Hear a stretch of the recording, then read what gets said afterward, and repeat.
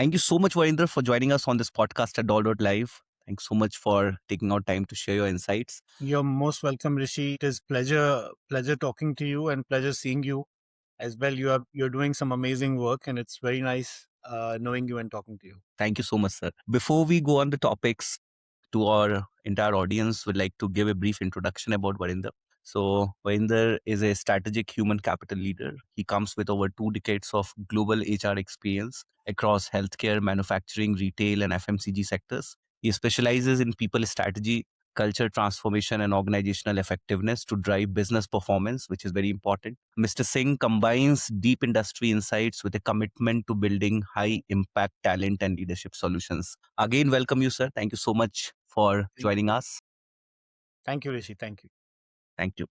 Before we go, so the first topic, which we want to understand from you is that in this last 20 years of experience, 20 plus years of experience, what were the first HR processes where you felt AI delivered clear business value, and what were the outcomes did you observe? Thank you. Thank you. A very, very appropriate question. In fact, if I step back and think about it, I think AI did not enter the organizations through any HR strategy decks. I entered it through plain pain points. So the first thing, I mean, if you see across industries, healthcare, services, manufacturing, even retail, the first value which we showed up where work was heavy, repetitive, and slow. So obviously the first choice which came in our mind when we thought about artificial intelligence was recruitment screening.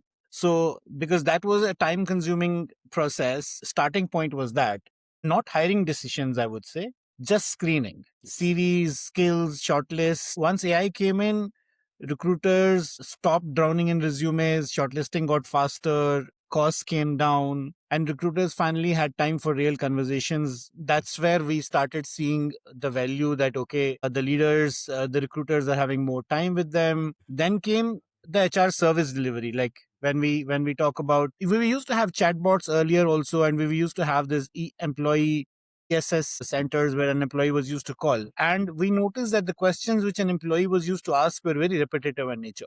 And that was would increase the ticket volume. The tickets were used to be more. So once we have that automized, because most of the times, if you see the leave processes, the policies don't change quite often in an organization. So that automation of that was one more step. So the next low hanging fruit was payroll. If you say it was quite a win, not exciting but important. AI helped flag anomalies earlier, fewer errors, fewer compliance issues. We can see the finance team was quite happy seeing that the payroll was done absolutely on target, and there were not many losers or gaps which we were giving there. Then it was attrition analysis. Yes, of course. I mean, all of us had data. We were used to always have data that why a person has left. What is a preemptive attrition analysis which we can do? But the data was always used to be like put on a cold burner. Artificial intelligence helped us do that quick, faster, and with that we had like less exits were less surprising. We were actually more attended on where it mattered. The attention was actually where it mattered, because not all attrition is bad. So the pattern was consistent. So AI devised value first through efficiency, consistency, and relief, not transformation in the initial stages. Sir, as we see, more and more AI is coming in. So human judgment has become very important, these days as well. Mm-hmm. Do you remember, an example or an experience where human judgment played a very critical role alongside AI in making a very important people decision? You see, I mean, the questions what you're asking are actually something which is in the back of everybody's mind. And I think this discussion which we are having, once it reaches people, it will definitely open some kind of a thought process for people also. I have one example from healthcare which really shaped how I think about AI. So this was in a healthcare organization, around 5,000 people, strong organization. Post COVID, the fatigue was real. The people were used to get tired very quickly. So attrition risk was very real, and patient care continuity was at stake. So people were like quite disengaged post COVID in the healthcare sector because of the kind of deaths which happened or the casualties which happened in the hospitals. We had put an AI model there for understanding the attrition risks.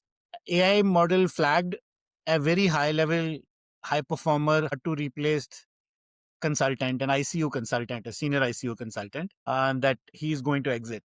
For the reference, I mean, consultants are the backbones, one of the important backbones of the healthcare industry, the doctors. So now, if we had followed the algorithm alone, the answer would have been very simple: money, retention bonus, immediate action.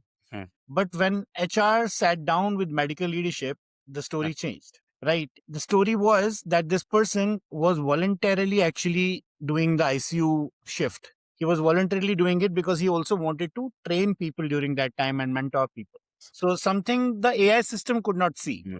So the AI can see numbers which are not having the human touch. So a financial fix, if we would have thrown down that money, that person would have continued pushing in that particular fashion because he would have thought that this was what we are rewarding. So what would have happened? The burnout and the patient risk was always very, very high. So instead, leadership, we redesigned the shifts, we reduced night intensity, we added a teaching role which with protected time, committed reviewing overload over a year, and the consultant stayed. Outcomes improved. And interestingly, I mean, if you trust in the AI system, improve.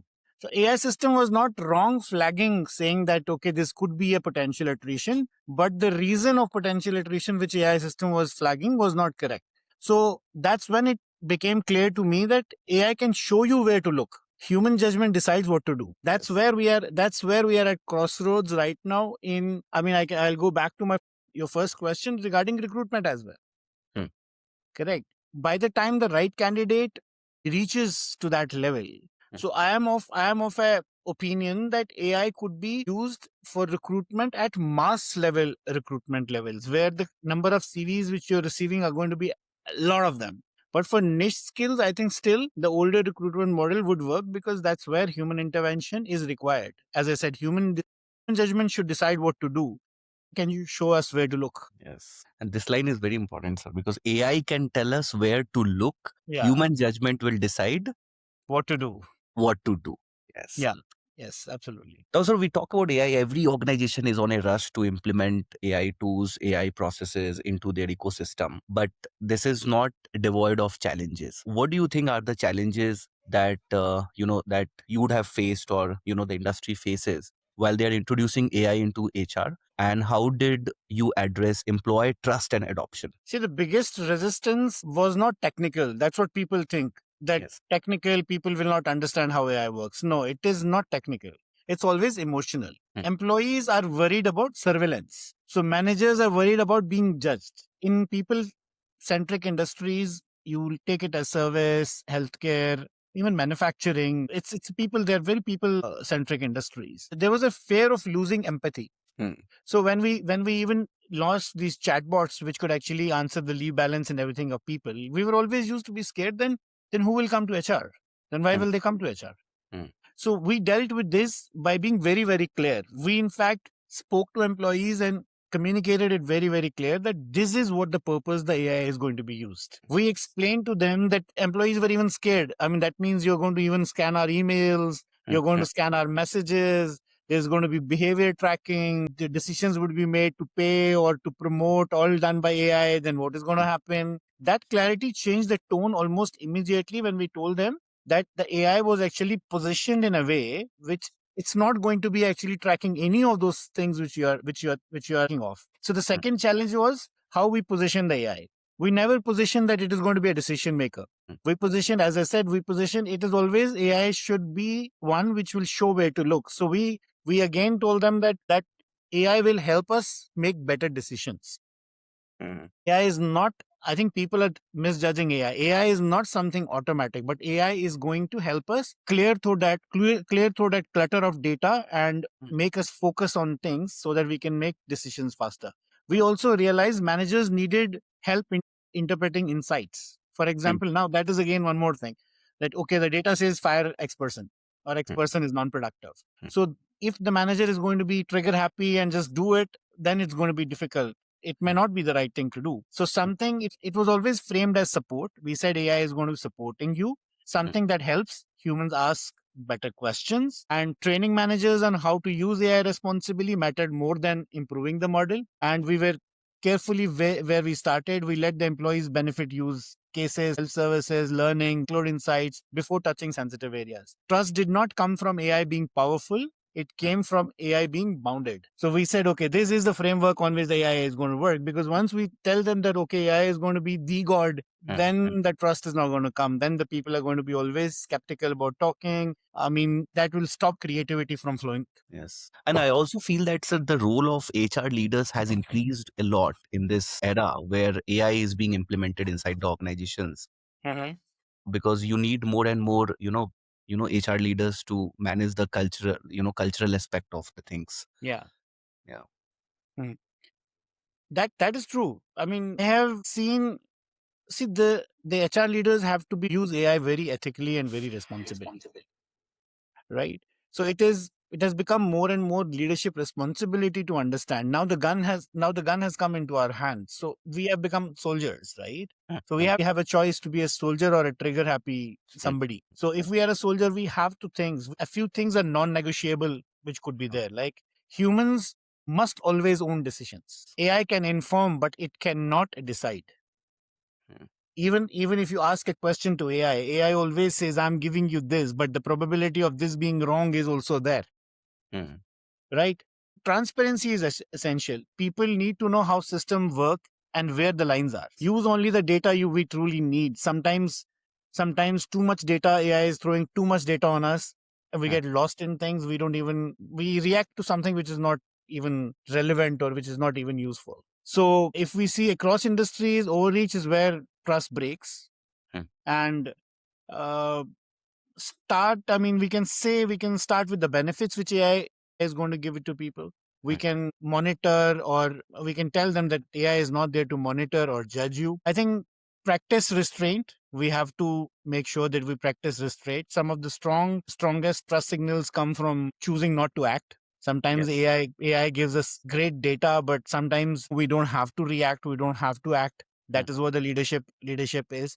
But as I said, analysis are beautiful. AI can give us analysis. AI can give us data. But we know what works in the market. We know what works for a specific company. Every organization has specific dynamics, and AI is not human, so that human touch is always going to be there.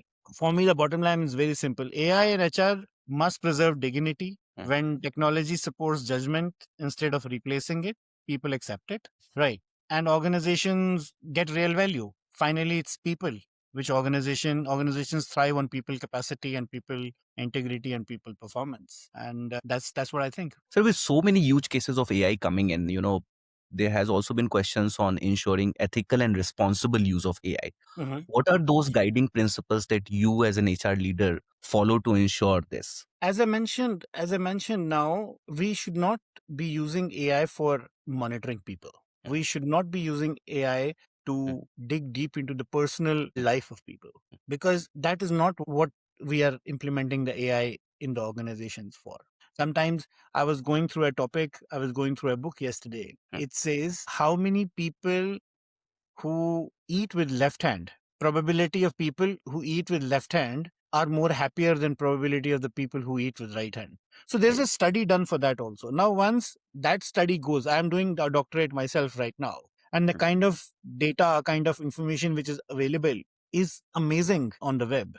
Automatically is choosing things from the web and throwing it on us. So it is ethically our responsibility to choose, not be biased, and make sure that we are being ethical in our research, ethical in analyzing the data, and keep that human factor always on. That will help us. That will definitely help the human resource department in taking the organizations to next levels. So artificial intelligence, that's what I was talking when we were on a platform with Darwin Box. There also I spoke about artificial intelligence, and I said, you see, we can use artificial as a replacement of certain things, but when the data decisions are going to come, you cannot. Right now, it is not at that stage that we're going to leave a decision on artificial intelligence. Maybe in the future something else happens, but right now still you have that human factor. You can look at somebody's face and say that something is wrong with you today.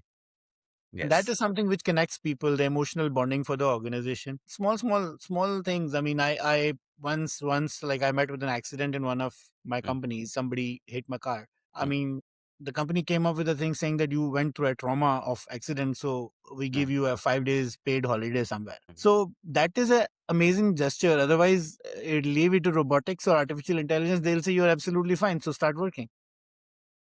Yes. So these things are always going to be human specific. Human factor is always going to be there. And I think as long as we keep it, as I said, AI should actually show us and decisions should be made by humans. Thank you so much, sir, for joining us on this podcast and sharing your insights.